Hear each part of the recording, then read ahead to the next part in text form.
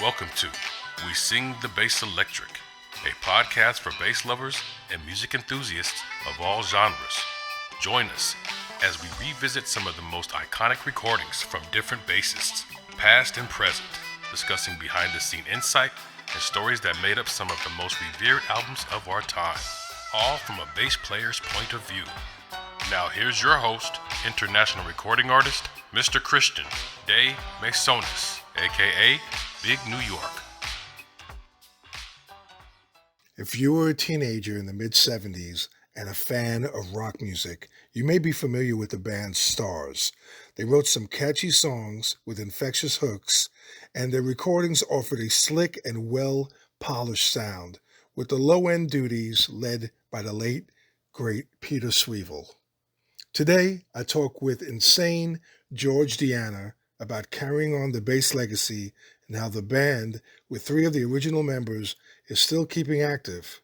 So George, tell us, how did you get the opportunity to play bass for STARZ? It's a little bit of a story, so I hope you're ready for it. It's Okay, a story, I'm good. but here goes. Of course, I was a STARZ fan back in the 70s. Massive STARZ fan, loved them. Would see them at the Palladium in New York, Capitol Theater in Jersey, amongst other places. Then something called the internet came along. And right around when the internet came along, I was at Mike Ponce's Backyard Barbecue, which is a barbecue amongst rock and rollers that we do in Long Island. The guys from The Babies show up, and Danger Danger, who I'm about to tell you about, the hair metal band from the 80s. Yes, I remember that. Bruno, the bass player, said to me, "Oh man, I'm going to be playing with STARZ down in Texas, I think." I said, "STARZ?" I said, "That's freaking awesome. You go get them." So we were probably stoned at that point, drunk, and we forgot about it. But some months later, he said STARZ was in Texas. So, I figured, the song Texas and whatever else, they're probably from there. So I looked them up on this new thing called the internet.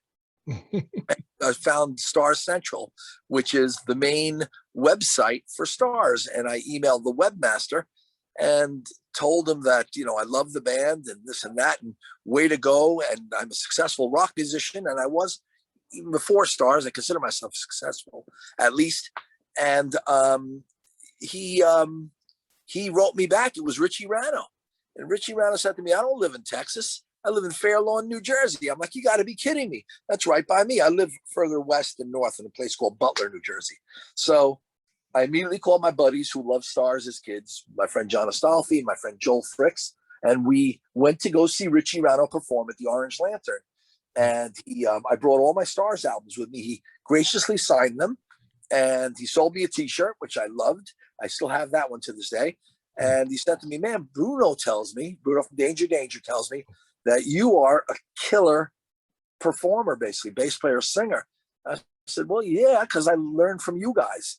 So he said, "You want to do a song?" I said, freaking A, I do. So I ended up, I think it was a Led Zeppelin song, maybe Whole Lot of Love. And Richie said to me, he said, "Holy cow, man, you're really a really good singer, performer. Do you want to play with me in the All-Stars sometimes?" I said, "Of course I would." I was living in Jersey, not in the band at the time.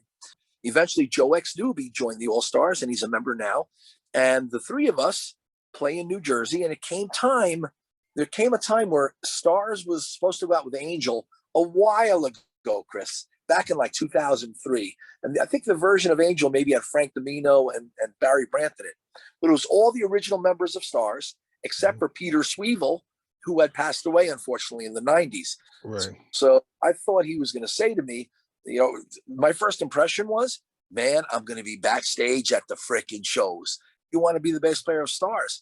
And I was kind of floored. It was an honor, certainly, since I loved the band as a kid. I idolized them. I made believe I was a STARZ guy a lot, but I ended up getting the job. And I said, "How do you know Brendan's going to love me? How do you know Doobie's going to love me?"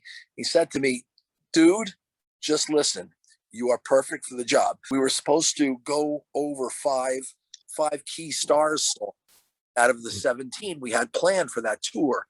And that was the tour you talked about earlier with me about Jax. Remember that? Right. Yes. Yeah. So instead of playing the 5 songs, we played 17 songs in a row without stopping, and I sang them all. And Doobie was like, holy cow, man, this is going to be freaking awesome. And it was awesome. And I fit right in. I fit like a glove. I knew what I had to do. So that was my beginning with STARZ. Wow. It had to be cool singing Michael Lee Smith's lyrics at rehearsal. But I got to tell you something about Michael Lee Smith. As much of a rock star as he is, that's how much of a sweetheart he is away from the stage. The nicest guy ever. Okay? Wow. Yep. Wow. I've met him. I had a great conversation with him backstage when they were sandwiched between Judas Priest and REO Speedwagon at the Palladium. Oh. Were you at that gig? Yes, I was there. Okay, yeah. I accidentally found myself backstage. What was funny about it was right before they went on, I talked to Michael and I said, hey, Michael, you're going to do Piss Party tonight. And he just thought it was so cool that somebody knew about Piss Party. Yeah, and, you know, like I said earlier, if you were like reading Cream Magazine and Circus Magazine and all those rock publications, you were really aware of the band STARZ. So I have another question. I have a couple questions for you. Was bass your first instrument? No, it was not. Trombone was my first instrument in middle school. Okay, I sucked at it. I was the third trombone in school. So then I decided I wanted to become a rock guy. And at the age of 14, my father, I played Smoke on the Water for him. So he bought me a guitar again later. And I had my first guitar was an SG. And I was in a band called Toys at the time, which was about to become Vixen, which was a big, before the Girl Vixen. We were very, very big tri-state area circuit. So in Vixen, we couldn't find a bass player. And I was playing guitar. And I got to be honest with you, Christian, you're probably the same way being a bass player. I didn't hear the guitar well, but I would hear Paul McCartney's bass lines, like that kind of stuff. Like, what would you think if I sang out of tune? You know, the bass, like, do, do, do, do, do. I heard all that. You heard those lines, yeah. I love the Geddy Lee's bass guitar. So at the age of 17, at the age of 19, we were about to hit the club circuit in a big way. And I just picked up the bass guitar because we couldn't find a bass player. My friend Steve Savitas lent me his bass, his Fender Precision. I said, what am I going to do with my Marshall stack and my SG? And my friend Joel bought it. And I became a bass player. And from then on, I was a bass player. There you go. So if you were part of Vixen, Vixen was an East Coast band before the girl band Vixen, right? And that means this was around what, the 80s, early 80s? 79, 86, Vixen was around. And the Vixen females were around right at the end, at the tail end there. And I remember their lawyers getting in touch with us saying, we want to buy the name, we want to buy the name. And our manager basically told them, no, you know, and the band voted no. They wanted to offer us maybe 10 grand or something for the name. We said no. We ended up breaking up some months later, and Vixen took off, the female band Vixen. God bless them, you know. But we still go out as Vixen and do reunion shows. Oh, okay, all right. You didn't get a chance to play L'Amour's in Brooklyn, did you? L'Amour East and Brooklyn L'Amour's, both of them. That's incredible. So we share some rock and roll history together because I was part of that scene too in the 80s with my band Twice Shy. So that's pretty cool. That's very cool. All right. So one thing, you know, you can hear your playing on the 2006 STARZ Live extended version and STARZ Live. They only come out at night. Yeah. The extended version has some great bass work from you and great bass tone. Do you remember what rig did you use? What bass did you play through? And how did you record that concert? I remember extended versions. It was the big thing for us because we were about to record, I think, the first real STARZ Live album since Live at Louisville, which was before my time with Pete Sweval. Right. So we were set up to record this in Cleveland at the Beachland Ballroom. And Brendan Harkin, his flight got canceled somehow. He didn't make it in. So we were going to play with just one guitar player, Richie. So if you listen, I think though just the one guitar player on that record. We kept it very honest, you know. And now my bass tone, you ask about that. I think I was playing my Kramer. We were talking about Kramers before, where I was playing my Kramer bass guitar through an amp. But here's a secret. Now the gig sounded fantastic. The STARZ fans were great. But Bruno Ravel from Danger Danger, I think he mastered that or remixed it and did what he had to do to make it sound right. And he may have assigned a sound to that bass guitar. You know what I'm saying? I'm not sure how much he did, but it ended up sounding really tear butt, kick butt. It's a great, great tone. And you come out looking like a winner on that album. Really, really great work. So I've got to reach out to Bruno eventually and try to find out what he did. He might have done something in the studio, added a subharmonic maximizer or whatever to your sound, but it was fantastic. I love the album. Yeah, so do I. It's a great, great album and a great display of some really, really strong rock bass riffs, rock bass chops that you have, George. So thank you very much, Christian. I try to cut Pete Sweval and Orville Davis the best I can, because again, I am not only in STARZ, but I'm a major STARZ fan. So my heart is with those people in the audience. I am there and it's what I do, you know, so I cop that vibe. It's my responsibility to kick ass, and I try to. I just want STARZ fans to know I'm really appreciative of everything, and which is why I give it 100% to kick butt. Well, I did see you live. I saw you play live, so I'm a witness. You are definitely in it, man. You were in the moment. You are jumping around on stage. You're feeling the music, and you uplift the audience, which is part of the whole rock and roll responsibility, so to speak. You know, we have that job as an entertainer to do that. So you know what? We can't revisit the music of this iconic band without mentioning two of the band's previous bass players, Orville Davis, who was featured on Coliseum Rock, and the very interesting original bassist, Pete Sweval. Now, did you know them?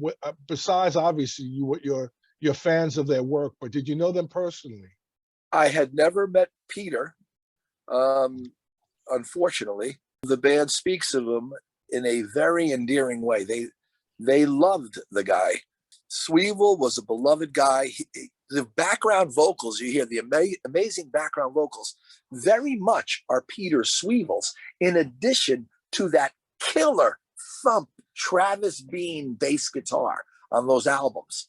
Okay, so he was a very, very talented individual, and I'm lucky to be able to play in his spot.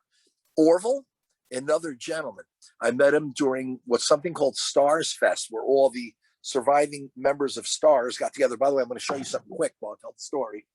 It's a one-of-a-kind piece of art with all 4 albums, and I got them signed by all the guys in STARZ who played on the records, and Orville played on Coliseum Rock. Orville is a sweetheart and a gentleman, and he's got this southern drawl about him, and he's just the coolest dude. And he kicked ass on Coliseum Rock.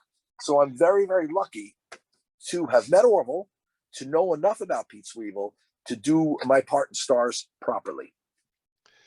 Well, you know what, man, you really warmed my heart, because one of the reasons why I wanted to do this with you is, first of all, besides being a fan of STARZ, I will never forget my impression of the bass tone on a particular song, on Violation. Sing It, Shout It, you know. I was blown away. And I did ask you to ask Richie Rano, because I was really interested to find the backstory about the production value, what happened with the production on that album with Jack Douglas. I reached out to Jack. I didn't hear back from him, but I am glad that you told me And you could tell the listening audience that Pete recorded all those first three albums on one bass and one bass only, and that was the aluminum neck Travis Bean. Is that correct? I believe that, yes, that is correct. Okay. A lot, the tone he owes to the prodding of Jack Douglas, I'm sure, and also to the engineer, Jay Messina. I believe he was the engineer on the first two records. Forgive me if that's not correct, but I think that's correct. And I met both of those gentlemen recently at a Jack Douglas party, and Messina was brilliant, just a brilliant behind those buttons and knobs and stuff. And he, I'm sure, was equal in getting that sound that you hear from Sweval. I actually met Pete at a pizzeria on 8th Street, about a couple doors up from Electric Ladyland. This was, I think, 1977, I believe, 77 or maybe 78. No, I think it was 77.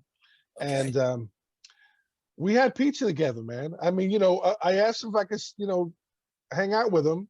I was with my high school sweetheart. I had my Gibson fretless Ripper bass with me, and awesome. And I showed it to him. He was very cool. I have a good memory with him. And I also met Orville Davis. I met Orville Davis many times, actually.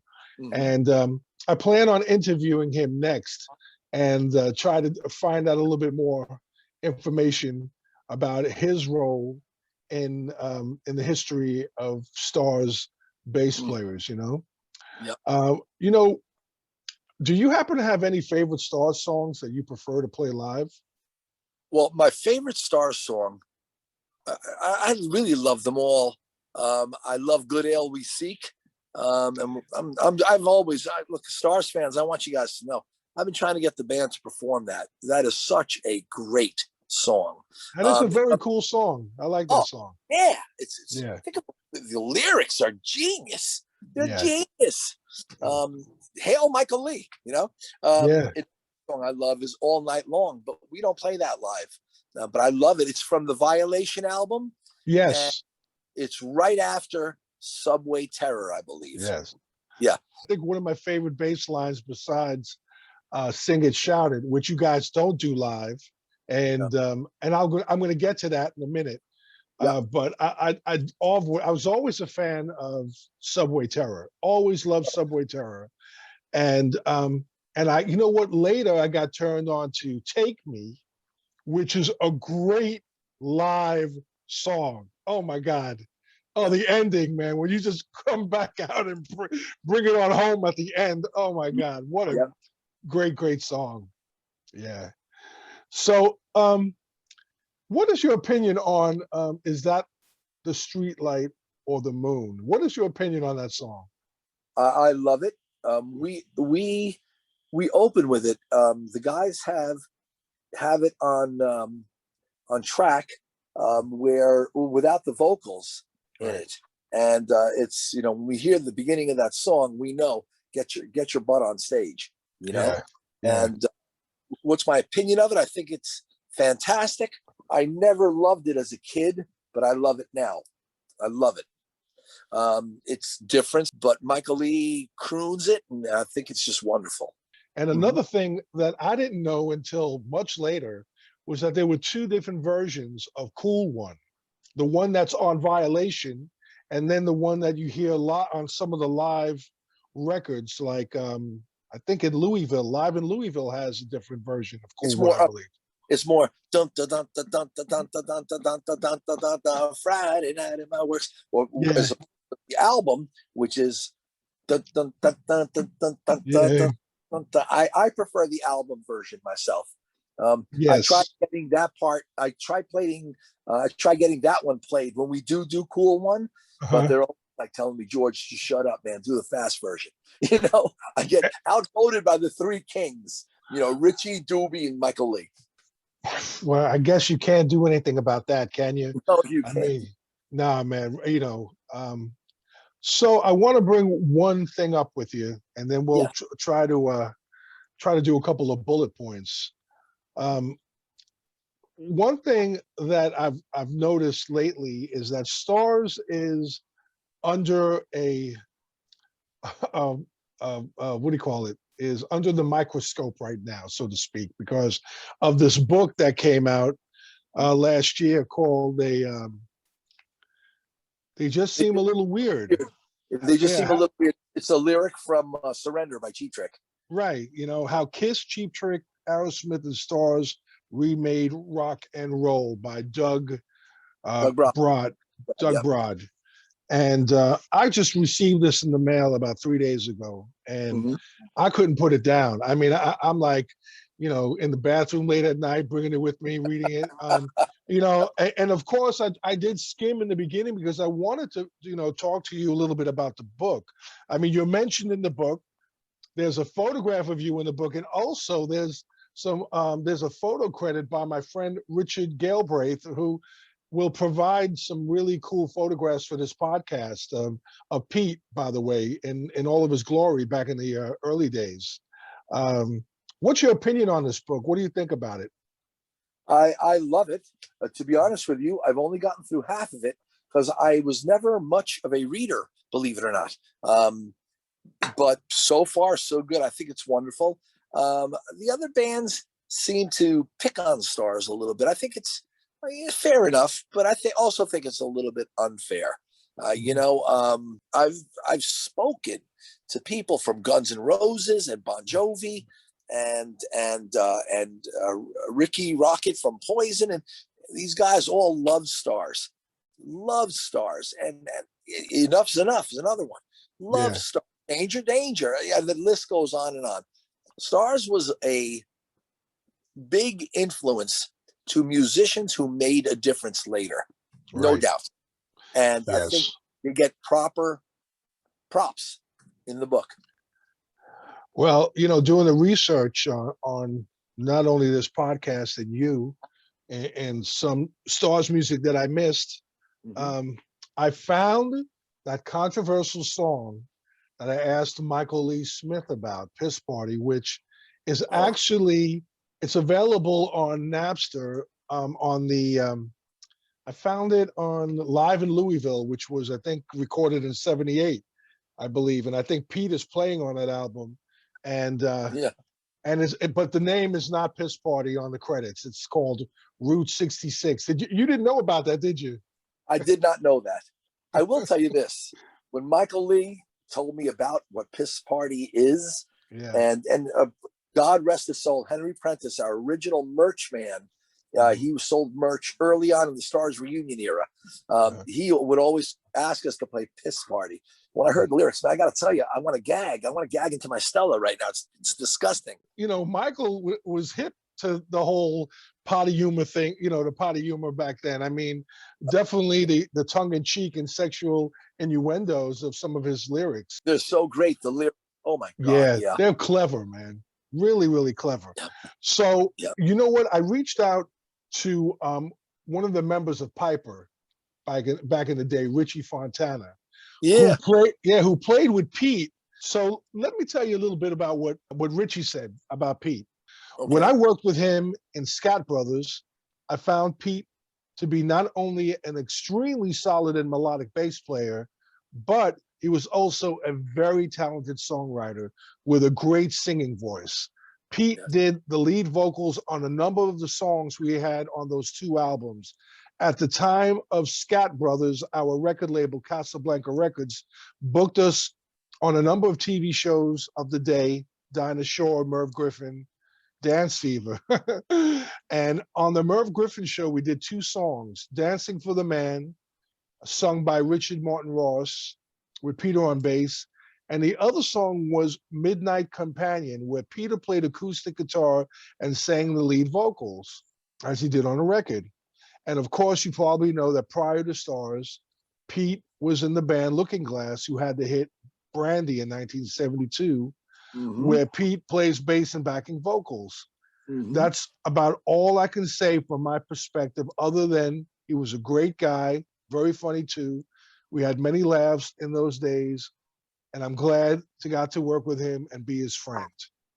Were you aware of the Scott Brothers and their music and what Pete's involvement was at that time with them? I was aware of the Scat Brothers, but I'd never picked up the record. Mhm. I'm not sure what year was that. Like, was that like 80 I or think it was 70? 79, I think. I think You know, 79. Vixen had taken off at that point, the band we talked about earlier. Mhm. So I didn't have much time to listen to actual albums. I might have listened to the Scat Brothers if I was still not a full-time musician at that point. But I became a full-time musician, and we were doing a lot of new wave music, I remember, and writing in a new wave vein. So I was not the long answer. The short answer is I was not into the Scat Brothers. I didn't listen to them. Well, you know what? I didn't know about them. I knew of them, but Mhm. I had to do my research on that because I do remember that I was actually a little bit turned off by the album cover. Really? Like Yeah, the music on it, you mean? the music and the album cover and the image, it was very, it was dark and it wasn't relatable for me. I was into the new wave on the radio at the time. Still loving STARZ, still loving Angel, but I guess keeping up with the times, if you will, ashamedly so. But I was not into the Scat Brothers. I may have also been turned off by the album cover. I might have Yeah, been. Back then, yeah, Chris, yourself, you saw the Angel Hell of a Band album. You I see the loved back it. where they're all over each other's back, Yeah, It's, yeah, rock and roll or STARZ. You see the logo, and then you open up that album and you have that cool inner sleeve. Come mhm. on, man. That's what I was into. Oh, absolutely, man. Hits, But hits, yeah, come on. and I went to school at Art and Design in Manhattan on 57th Street. So Mhm. I would be the leader. I would initiate my school buddies to cut class, and we would go to Rocksteady on Madison Avenue, Park No. Avenue, and we would go in there all the time, and they would always give us press kits. So I had a dozen Are Kiss, you and serious? What a yeah, great idea. I had Kiss, Angel, and Stars. I all sold them. I I should sold have them done that. all. I went to Stuyvesant in Manhattan. I Oh, should have done the really? same thing. Well, you should have known who I was at the point. We could have hooked up. We would have gone to Rocksteady together. Would have raided that joint. Are you kidding? Man, I know. I really was praying that I would run into the band, run into Gene or Paul or Yeah. Peter or Ace, but it never happened. Mhm. But I will have to say, as far as the Scott Brothers thing is concerned, "Walk the Night" is such an interesting song. I mean, it's like it's an original sound. It's like it's disco, but it's rock, it's punk, and the bass groove is cool as anything. I mean, that's why I give a lot of love to Pete, because Pete Yeah. was an innovator. He was an innovator, man. He was Yes. creative, a creative guy. Yep. Yep. I got to see you at Catfish Cantina a couple Well, of years ago. this time you're going to say hello. You know, Okay. I'll bring you backstage, hang out with the guys. all Okay. right. Well, I saw you a couple of years ago in Baltimore there, and I Mhm. have to tell you, it was a great show. I loved the set list. I loved the band, and of course, it was great seeing Angel again. I've seen Angel Mhm. many times in my life. The sweethearts Tell, they are. yeah, I love them. So Mhm. tell me, what was the backstory about that show? Because you said that Oh you man! had an First of all, experience. the club was wonderful to us, but our agent, the sweet lady, she's booking us and she's doing the best she can, and she's booking us at hotels, and she's also looking at prices of hotels. So I think she found us some rooms in Baltimore, and I gotta tell you, oh my God, there were like drug dealers outside of our doors, which was great. Man, you want some crack? You want this? You want some blow? We got in the room. The rooms were disgusting. Oh God, I remember the cigarette burns in the blankets. We made a wise decision in that the Angel guys called us. We called the manager. We said, we got to get out of here. So what we did was we got into our vehicles and we hightailed it back to New York in the middle of the night. And that's the story. So it was, this is not a reflection of Baltimore, but it's a reflection of that Baltimore hotel we chose. Perhaps next time we'll choose more wisely. Right? Yes, yes. So my last question to you, George, and by the way, I've had a wonderful time with you. Thank you for having me. Anytime, Christian. Thank you. Thanks. Thank you. What are the plans, man? I mean, I know COVID has stalled all of us, Mhm. but what's on the horizon for STARZ? Are you guys planning to write new music and record a whole new STARZ album? I am not going to say no, but we had the chance to do that about 2 or 3 years ago. We got money up front for it, but we weren't in a position, I think, at that time to put it together. You know, you kind of fear, Christian. It's not just the music that STARZ is going to put out. It's the head of our fans at this age. This is no longer 1977, you know? So I think the band at this point is still into bathing our fans in the past. Watching STARZ is almost like visiting your old baseball cards or your old football cards or basketball cards. You know, it's a window to the past that you don't want to let go of. Now, do we want to create windows of the future?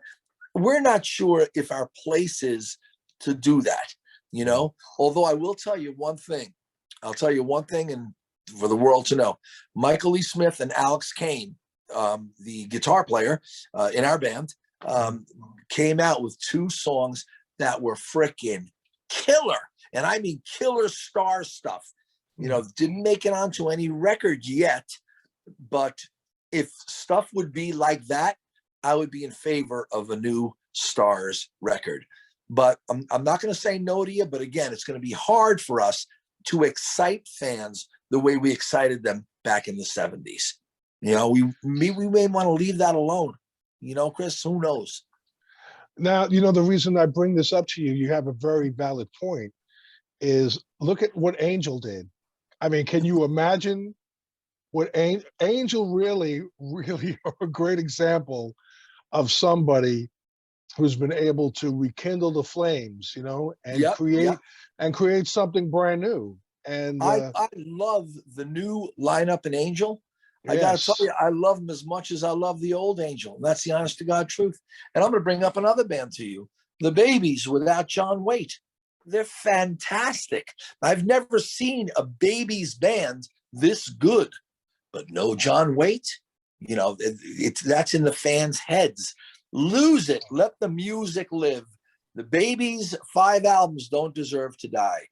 Angel can recreate or rekindle something that they can, that maybe is a continuation of Sinful and on, by all means do it. And if STARZ can do something that grows on Coliseum Rock, that goes forward, I'm all for that too.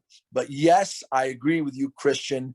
You know, thumbs up to Angel, thumbs up to the Babies, and thumbs up to STARZ too. Okay? well, I really enjoyed this, man, with you. I mean, like you were saying earlier, it's a time capsule, right? Yep. It's a little bit nostalgic. And I do Yep. hope that bass players out there, if they listen to this show, and especially if they don't know the band and they're rock bass players. I mean, you know, I'll be doing spotlights on funk and R&B and jazz players eventually. But when I started this podcast, I really wanted to focus on some of my heroes, you know. And You are a real gentleman, pal. You're doing a fantastic job, and thank you. I know you were a fan of STARZ, but thank you for also researching it. You know, hey Christian, I want to thank you very, very much. We sing the bass electric. You guys have been wonderful, and thank you for keeping the bass guitar alive. Thank you for noticing the bass guitar. Thank you for cherishing it and stuff. And it's been a pisser talking to you. You are a gentleman, Christian de Mesones. I'm going to put the phone down and give you a hand. Hold on a second. There you go. You got it, pal. Okay. Hey, I appreciate it, man. Thank you for a wonderful time this evening. And I'm looking forward, man, to seeing you on the road when, you know, this COVID thing gets under control. That's it. COVID allowing, we do have dates in July. We have dates in October. We're not announcing them yet, but if COVID allows it, we're there. Are you going to play in anywhere near my area? I hope so, because I want to hang out with you. We are definitely gonna toast, man. Yes, we're gonna hang out with the boys. There you go. All right, George. Well, God bless you. Have a wonderful evening, and thanks again. Christian, you're a gentleman. Thank you so much for having me, man. All right. Take care, man. Bye-bye. Take care, buddy. Bye-bye. Bye-bye. If you enjoyed this educational music program, please subscribe to We Sing the Bass Electric on your favorite podcast platform. We would love your feedback. Email us at WeSingTheBassElectric@gmail.com. For bonus material and a chance to win merchandise, such as autographed CDs and more, subscribe to our YouTube channel and join our mailing list at WeSingTheBassElectric.com. As always, thank you for your support. And please buy music from these spotlighted artists. It makes a difference.